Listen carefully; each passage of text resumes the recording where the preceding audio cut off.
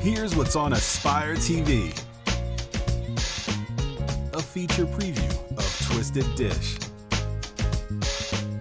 I'm Chef Jay, and it's time for us to up the flavor on your typical ever-popular chicken breast. What are we gonna do? Our twisted dish is gonna be a pecan-crusted chicken breast with a honey.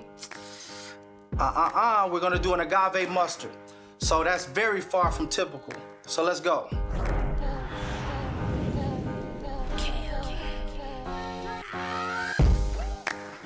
Twisted dish. Twisted dish. Mix it up. Twisted dish. Mix it up. Twisted dish. We're gonna go ahead and put these components together right quick. First thing we're gonna do is we're gonna add the parsley. And I would say some of it. We're gonna add some of it to the bowl. We're gonna leave some of the parsley, reserve that for presentation. We're gonna take the pecans, add to the bowl as well. A little salt, a little pepper, not too much. About a 1/4 teaspoon of olive oil. We're gonna whisk that up a little bit.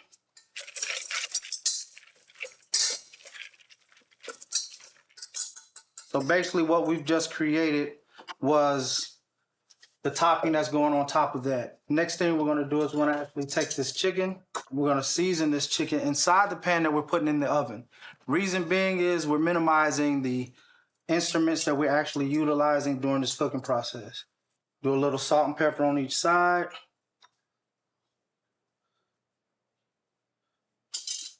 As you notice, I'm not touching the chicken. Chicken's raw, no gloves. You want to be mindful of cross-contamination while you're at home. You definitely can get sick if you actually touch this thing and it ends up in your mouth. You don't want to ingest any type of raw material. So we got that like that.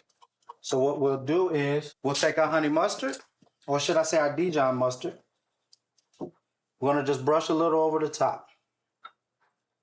Gonna brush a little over the top. And what we're doing here is, this is considered our binder so that the pecan topping can adhere to the chicken breast. It's definitely a good way to keep your seasonings and your toppings and everything on your breast. So now that we have that done, what we'll do is we'll take the topping. Now this I can kind of freely drop on because I'm gonna press it with a spoon. Again, I don't want to touch this raw chicken because my hands are bare, don't have gloves. And this is kind of a habit that you want to actually get into to where you're not touching raw chicken out of habit. So I'm going to just sprinkle this over the top. And like I said earlier, you see how the topping is adhering to the chicken. It's okay if it falls into the pan. Just more for you on the back end. You want to make sure this thing is evenly coated. And what I do now is I take the back of my spoon, kind of just slowly press that thing on there. You want to press it on there because, again, you want it to stick. Initially, the mustard is going to be your binder, but you want to reinforce your presentation at the end. So now that I have that on there, what we'll do is we'll pop this in the oven on 375 for about 12 to 15 minutes. While that's in the oven, what you want to do is go ahead and get your sauce ready. Now, one thing that I've been taught through my learning is you always want to use a hot pan. You never want to use a cold pan when you're creating different mixtures, sauces, or even cooking your meats. So we're going to go ahead and preheat this pan. We're not going to go high. We're going to probably do about medium high. So in this process here, what we're going to do is we're going to actually add our chicken stock, which is this, our water. I say about a 1/4 cup on each. And we're going to let that kind of do its thing. It's going to marry. We're going to let that kind of reduce, get a little thickened. And then at the end, we're going to finish it with a butter. And we're going to go ahead and drop that agave in there. So let's go ahead and get this started. Now you see how that's got a little sizzle to it. That's that. And we're going to utilize the remainder of the mustard that we have. So put the remainder of your mustard in there. Let that kind of swirl around.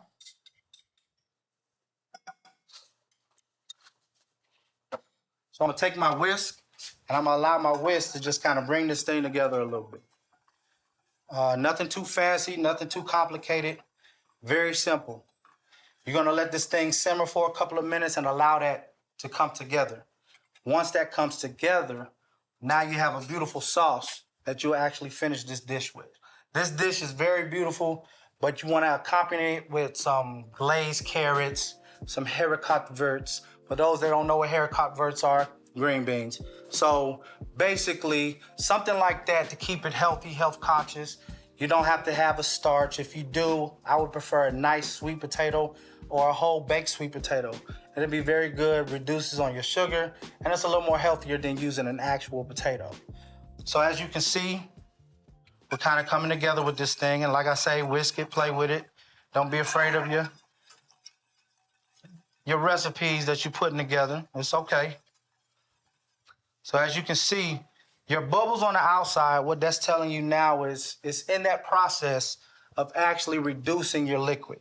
You want your liquid to at least reduce by half. Reason being is getting a lot of that water content out and is intensifying the flavors that we added in. So we're gonna let this do its thing. I remember a time where I used to fight eating chicken breast. I was like, it's dry, I want, the dark meat. Well, here's a little tip. One thing that a lot of people don't understand is dark meat is not bad for you either. What it is the exercise connective tissues. If you look at a chicken runs on their legs. That's why your meat is darker on the bottom side. It's not necessarily because the breast is better, but at the same time, it's just something to give you so you know moving forward. So we continue to do this. So as this reduces, what I'm gonna do is I'm gonna reduce this heat, because when I add my butter and my agave, I don't want it to be scorching. I don't want it to break. I kind of want this thing to come together real smooth and silky. That's what we're looking for. So I'm gonna go ahead and add the butter. Let that do its thing. As you can see, it's not cooking it. It's slowly heating it up, right? So we want that butter to go ahead and dissolve completely into that chicken stock and water. There we go, looking good. Then we take that agave. Yeah, agave. Let that agave in there. Ooh-wee. Put that in there.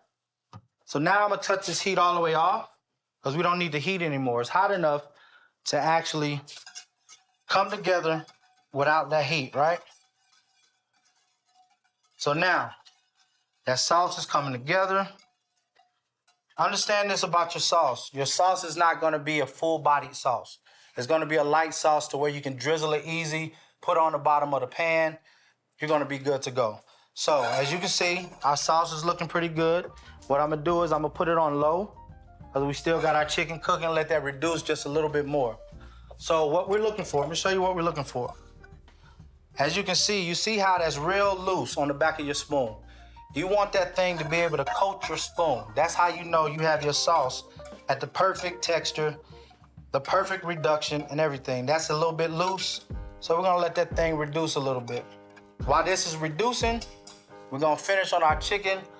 Once we finish on the chicken, we're gonna put this thing together.